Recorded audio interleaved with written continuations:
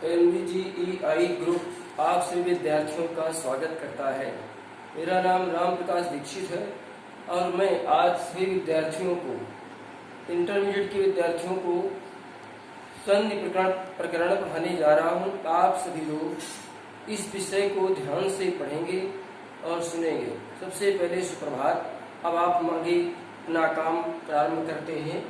आइए हम पहले देखते हैं कि संधियां हैं क्या। संधि किसे कहते हैं?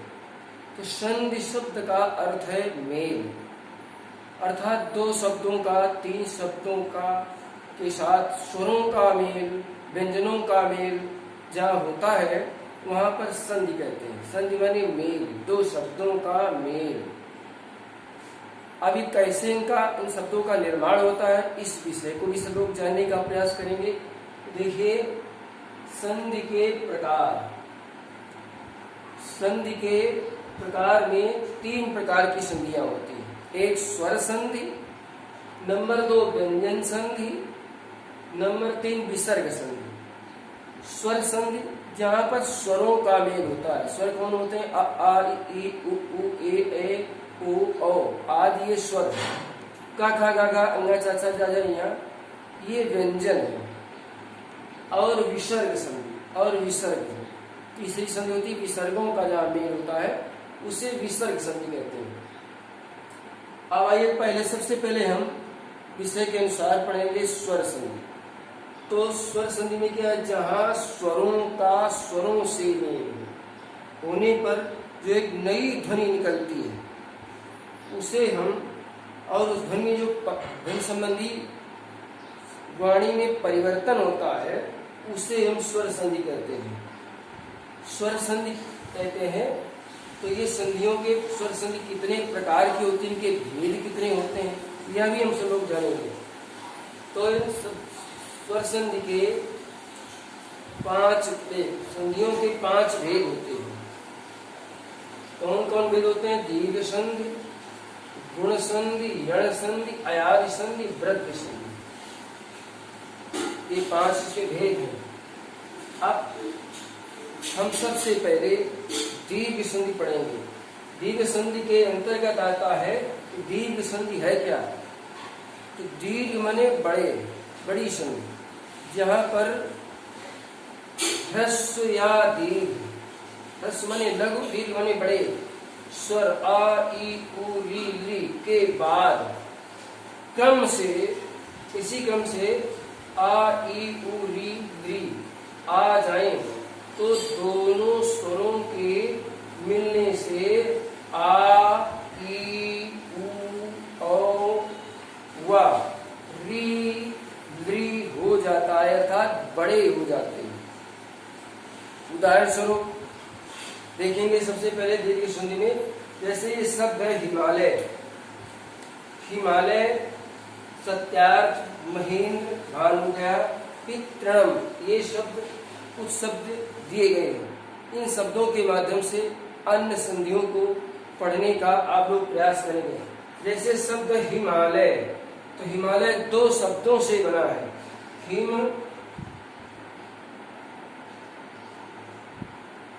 धन, आलय,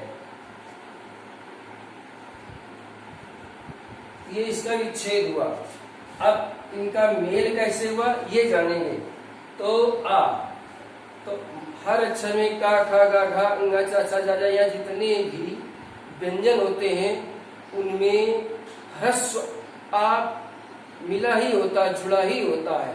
जैसे समझिए कि का है, का के साथ आ ये जुड़ा हुआ है, तब ये का शब्द बनता है। इसी तरह सभी सब वर्ण बनता है, इसी तरह सभी वर्ण इसी तरह बनते हैं।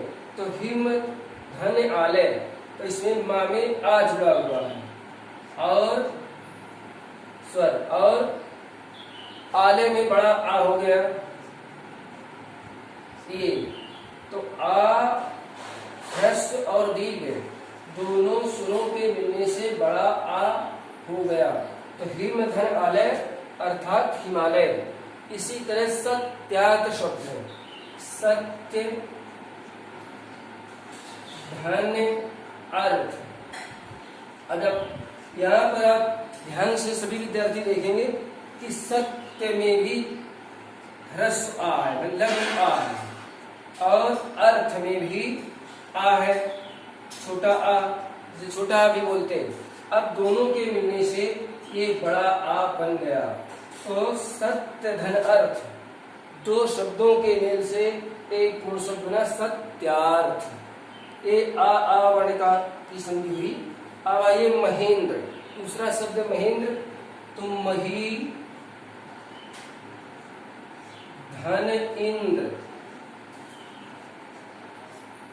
मही धनेन्द्र। मही माने पृथ्वी, इंद्र माने राजा, जो पृथ्वी का राजा हो, अर्थात राजा, पृथ्वी का राजा हो। तो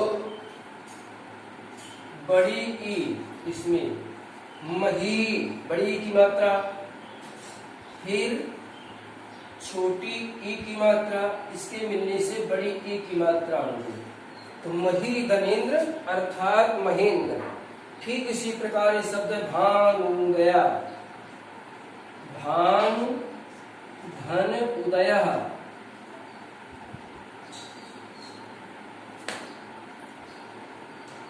तो इसमें छोटा उ की मात्रा, भानु धन उदय उ अर्थात बड़ा उ, भानु धन, भानु माने सूर्य, उदय सूर्य का उदय अर्थात भानु उदया। ठीक इसी प्रकार शब्द पितृणम, तो पितृ धन ऋणम, ये शब्द है पितृ धन ऋणम, पितृणम। तो इसमें छोटी री लघु, इसे ह्रस्व कहते हैं, ये मिल करके दीर्घ हो गई। इस प्रकार की ये संधि दीर्घ संधि कहलाती है। आप सभी विद्यार्थी अपनी पुस्तक से इसमें 25-30 उदाहरण दिए हुए हैं, इनको ध्यान से पढ़ेंगे और इनमें जो प्रमुख 10 या 15 शब्द प्रमुख हैं उनको लिखने का अपनी कॉपी पर प्रयास करेंगे। ये विषय आज से यही समाप्त होता है।